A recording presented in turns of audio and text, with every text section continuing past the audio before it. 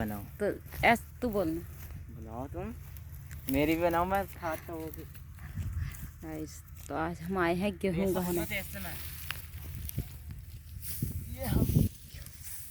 दीपांशु इकट्ठे कर ले जल्दी जल्दी, ट्रैक्टर आने वाला। तो अब हमारा आने वाला है ट्रैक्टर, हम उगाएंगे गेहूँ क्योंकि बादल हो रहा है देखो।